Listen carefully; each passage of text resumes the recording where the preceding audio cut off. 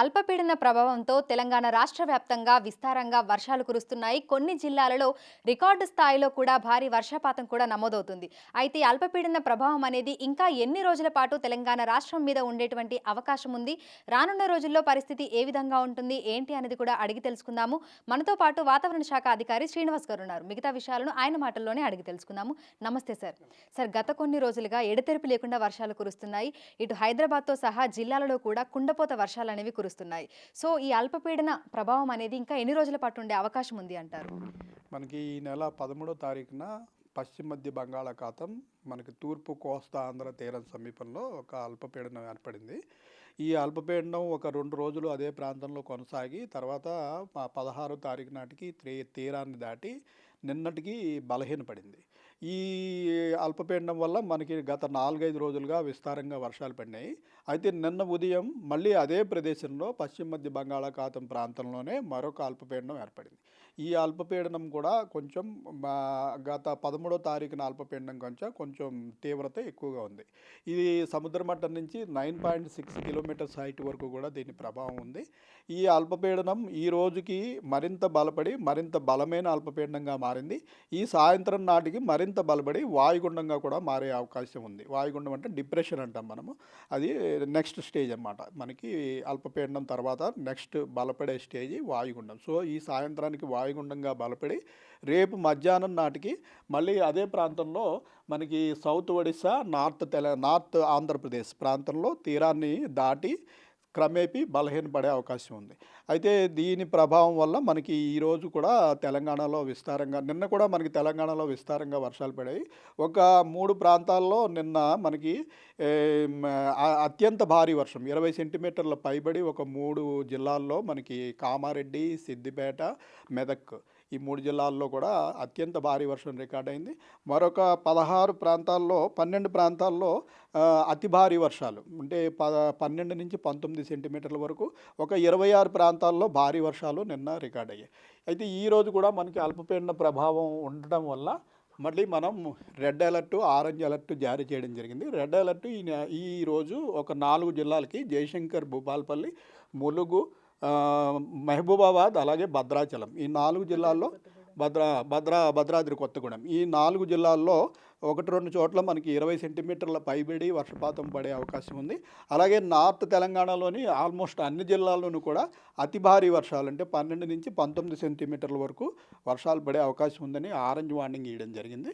మన సిటీలోని 3 జిల్లాల్లో moderate rain, bordering to heavy rain అంటే 5 నుంచి 7 సెంటీమీటర్ల వరకు 3 జిల్లాల్లో వర్షపాతం పడే అవకాశం ఉంది ఈ సాయంత్రం రాత్రి సమయాల్లో.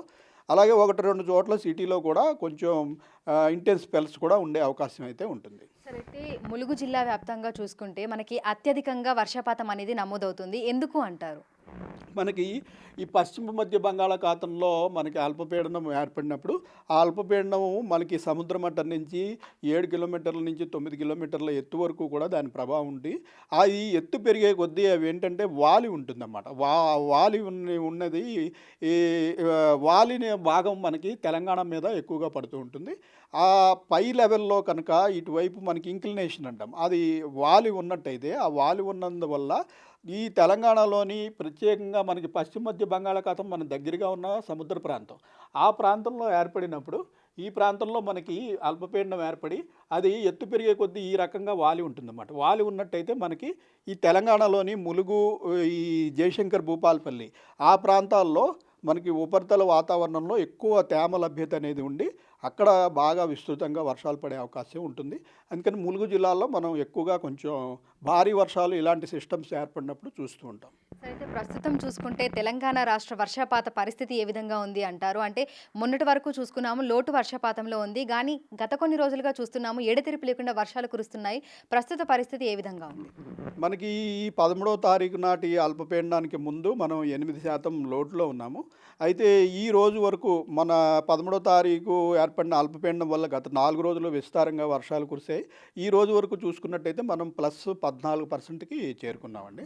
అయితే ఇంకా కొన్ని 1-2 జిల్లాలు ఇంకా లోటులో కొనసాగుతున్నాయి. ఇంకా మనకి నిర్మల్ జిల్లా అత్యధికంగా ఇంకా లోటులో ఉంది. సుమారు 40% వరకు నిర్మల్ జిల్లా లోటులో ఉంది. అయితే అంటే నిర్మల్ జిల్లా ఇంకా మనకు అత్యల్పంగానే ఉండడానికి గల కారణాలు ఏమై ఉండొచ్చు అంటారు? అంటే ఒకవైపు చూసుకుంటేనేమో అత్యధిక వర్షపాతం అనేది నమోదవుతుంది. మరొక వైపేమో అత్యల్పంగా ఉంది. ఎందుకు అంటారు? కారణాలేంటి? మనకి ఈ నార్త్ తెలంగాణలోని ఉన్న జిల్లాల్లో సాధారణ వర్షపాతమే చాలా ఎక్కువగా ఉంటుంది.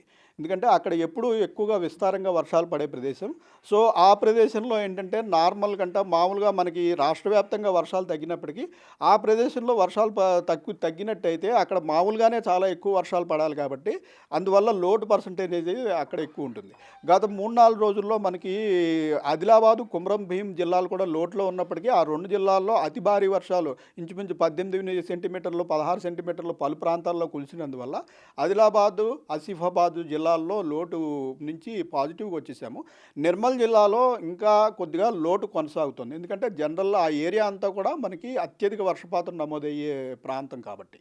సరే అయితే ఈ అత్యధికంగా భారీ వర్షాలు కురిసినప్పుడు ఇటు వరంగల్‌లో చూసుకున్నా మొత్తం వరదలొచ్చినట్టుగా ఇళ్లలోకి నీళ్లొచ్చేసాయి. ఇటు మెదక్ మొత్తం కూడా మునిగిపోయింది. ఏడుపాయల దుర్గమ్మ అక్కడ పరిసర ప్రాంతాలన్నీ కూడా మునిగిపోయాయి. ఇంకా జిల్లాలలో కూడా చాలా వరకు మనకి అధిక వర్షపాతం అనేది నమోదయ్యింది. సో, అక్కడ ఉన్నటువంటి అధికార యంత్రాంగాన్ని ఏ విధంగా అలర్ట్ చేస్తున్నారు?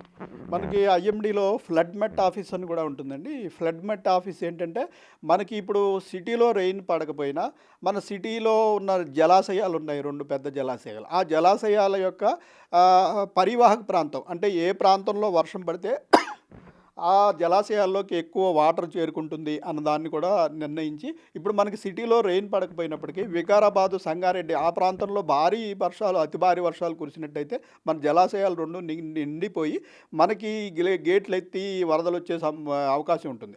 అలాగే మనకి మన రాష్ట్రం గుండా పోతున్న నదులు, అలాగే పెద్ద పెద్ద జలాశయాలు వీటి పరివాహక ప్రాంతాలు ఎక్కడున్నాయి, అక్కడ వర్షం గత 24 గంటల్లో పడిన వర్షము, రాబోయే 24 గంటల్లో పడబోయే వర్షము, ఈ రెండింటిని పరిగణలోకి తీసుకుని ఫ్లడ్ బులెటిన్ అనేది కూడా జనరేట్ చేయడం జరుగుతుంది.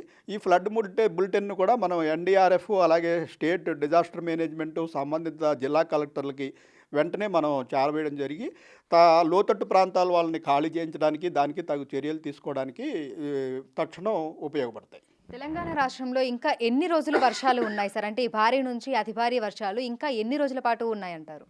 మనం రేపు కూడా ఇది రేపు తీరాన్ని దాటి క్రమంగా బలహీనపడుతుంది ఈ ప్రస్తుతం ఉన్న సిస్టము. సో, రేపు కూడా తెలంగాణలో చూసినట్టయితే మరొక 3 జిల్లాలకి మనము ఆదిలాబాదు, కుమరం భీం, మంచిర్యాల ఈ 3 జిల్లాలకి ఆరెంజ్ అలర్ట్ ఇవ్వడం జరిగింది. 12 నుంచి 19 సెంటీమీటర్లు.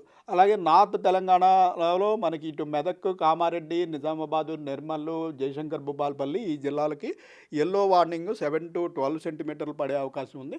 రాష్ట్రంలోని మిగిలిన అన్ని జిల్లాల్లో కూడా మోడరేట్ రెయిన్ 2 to 5 సెంటీమీటర్స్ పడే అవకాశం ఉందని రేపు కూడా మనం హెచ్చరిక ఇవ్వడం జరిగిందండి. అయితే జీహెచ్ఎంసీ పరిధిలో చూసుకుంటే పరిస్థితి ఏ విధంగా ఉండే అవకాశం ఉంది సార్? ఎందుకంటే ఉదయం నుంచి కూడా మనకు ఆ క్లౌడీ వెదర్ అనేది కంటిన్యూ అవుతుంది. కొన్ని చోట్లనేమో చిరుజల్లులు, తేలికపాటి వర్షం కూడా కురుస్తోంది. సో, పరిస్థితి ఏ విధంగా ఉండొచ్చు అంటారు? సిటీ ప్రాంతంలో ఈరోజు మోడరేట్ రెయిన్ 1-2 చోట్ల కొంచెం ఇంటెన్స్ స్పెల్స్ ఉండే అవకాశం ఉంది. మనం అంతకుమించి తీవ్రమైన పరిస్థితులు సిటీలో ఈరోజు ఎక్స్పెక్ట్ చేయడం లేదు. రాత్రి సమయాల్లో నిన్నట్లాగానే నిన్న కూడా మనకి సిటీ వ్యాప్తంగా చూసినట్లయితే 2 నుంచి 5 సెంటీమీటర్ల వరకు వివిధ ప్రాంతాల్లో మనకి రికార్డ్ అయింది. ఈరోజు కూడా ఇంచుమించుగా అలాగే కొనసాగే పరిస్థితి ఉంటుంది. 1-2 ప్రాంతాల్లో కొంచెం ఇంటెన్స్ స్పెల్స్ ఉన్న ఒక 2-3 సెంటీమీటర్లు అధికంగా ఉండే అవకాశం ఉంది తప్పించి అతి భారీ వర్షాలకి పెద్దగా ఛాన్స్ లేదండి. ఈదురుగాలుల ప్రభావం అనేది ఏ విధంగా ఉండే అవకాశం ఉంది సార్? ఈ వర్షాలన్నీ కూడా ఉరుములు, మెరుపులు కూడుకొని ఉంటాయా? ఉరుములు, మెరుపులు వీటిల్లో తక్కువ ఉంటాయండి. ఎందుకంటే మనం ఇప్పుడు 3-4 రోజులు బట్టి కంటిన్యూస్గా రెయిన్స్ పడి మనకి సర్ఫేస్ కూలింగ్ ఉంది. పెద్దగా టెంపరేచర్స్ లేవు. 26 నుంచి 28, 29 డిగ్రీలు మించి 30 డిగ్రీలు దాటి రాష్ట్ర వ్యాప్తంగా ఎక్కడ టెంపరేచర్స్ లేనందున క్యూములోనింబస్ మేఘాల ప్రభావం చాలా తక్కువగా ఉంటుంది. క్యూములోనింబస్ మేఘాలు ఉన్నప్పటికీ స్లైట్గా లైట్నింగ్ తప్పించి పిడుగుపాటు కానీ దానివల్ల ప్రమాదం కానీ జరిగే పరిస్థితి ప్రస్తుతం ఉన్న వర్షాల్లో ఉండదు. Thank you sir. Thank you so much. So, ప్రస్తుతం చూసుకున్నట్లయితే ఇటు హైదరాబాద్తో పాటు తెలంగాణ రాష్ట్ర వ్యాప్తంగా కూడా మనం వర్షాలను చూస్తున్నాము. ఇక జిల్లాలలో మనకు భారీ నుంచి అతి భారీ నుంచి అత్యంత భారీ వర్షాలు కూడా కురుస్తున్నాయి. రికార్డు స్థాయిలో వర్షపాతాలు కూడా నమోదవుతున్నాయి. ఈరోజు ప్రధానంగా చూసుకున్నట్లయితే కూడా ఇటు జయశంకర్, భూపాలపల్లి, ములుగు, భద్రాద్రి కొత్తగూడెం, అదేవిధంగా మహబూబాబాద్ ఈ జిల్లాలకి రెడ్ అలర్ట్స్ ఇవ్వడం జరిగింది. ఇక మిగతా అన్ని జిల్లాలకి కూడా దాదాపు ఇటువైపు చూసుకుంటే మొత్తం అన్ని జిల్లాలకి కూడా ఆరెంజ్ అలర్ట్ అయితే జారీ చేశారు. అంటే ఇక్కడ అత్యంత భారీ వర్షాలు, అతి భారీ వర్షాలు, భారీ వర్షాలు కురిసేటువంటి నేపథ్యంలో ఈ కలర్ వార్నింగ్స్ అనేవి అయితే ఇస్తూ ఉంటారు. ఉంటారు. అయితే ఈ ప్రాంతాలలో ఉన్నటువంటి ప్రజలు అప్రమత్తంగా ఉండాలని, ముఖ్యంగా భారీ వర్షాలు కురుస్తున్నటువంటి సమయంలో అత్యవసరమైతే తప్ప బయటకు రాకూడదు అని వాతావరణ శాఖ అధికారులు పదే పదే హెచ్చరికలు, సూచనలు జారీ చేస్తున్నారు. ఇప్పుడు లక్ష్మీకాంత్తో అంజుమ, బిగ్ టీవీ, హైదరాబాద్.